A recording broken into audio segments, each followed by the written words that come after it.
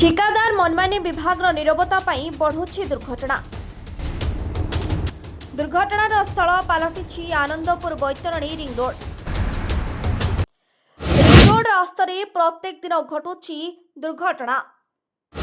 प्रति रैंप निकटरे गतिविधि नियंत्रण बोर्ड लगाइबाकु दाबी। रास्तार उभय पार्श्वरे थिबा गछलता प्रत्येक दिन घटुछि दुर्घटना। आनंदपुर बैतरणी रिंग रोड पलटि दुर्घटनार स्थल। ठिकादार मनमानी और विभाग नीरवता जो प्रतिदिन घटुछि दुर्घटना। रास्ता काम अधारे छाड़ी दि जाइथिबा बेले आज पुणी एक सड़क दुर्घटना दुई युवक गुरुतर आहत होइछन्ति। केन्दुझर जिला आनंदपुर सहरर बैतरणी नदीबंध उपरे निर्मित रिंग रोड रे बढ़ी चली दुर्घटना।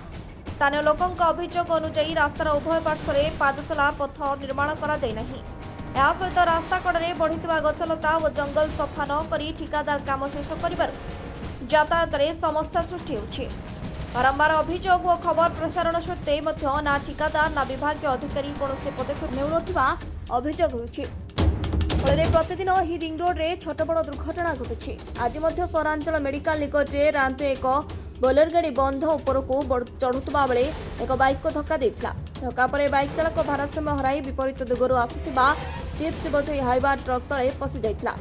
तेबे कई आसवा पूर्व चतुरतार सह घटनास्थल बोलेरो गाड़ी चंपट मारिथिला। दुर्घटना रे बाइक रे थिबा दुई युवक गुरुतर आहत होई सहरांचल मेडिकल चिकित्सित होउछन्ति। आहत युवक माने जाजपुर जिला डुबुरी अंचलर बोली जଣାपड़िछि। स्थानीय बुद्धिजीवी और जनसाधारण रिंग रोड रे प्रत्येक रैंप निकटे गति नियंत्रण बोर्ड सतर्क सूचना फलक लगाइबा सह रास्ता कड़े थिबा गछलता सफा करबाको दाबी करिसेंति। सेपटे आनंदपुर उपजिलापाल और पौर प्रशासन এই घटनाको गुरुतर सह नै तुरंत पदक्षेप ग्रहण करबाको दाबी जोर धरिछि। आनंदपुर गणेश्वर साहଙ୍କ रिपोर्ट ओडिशा न्यूज सत्यपथे।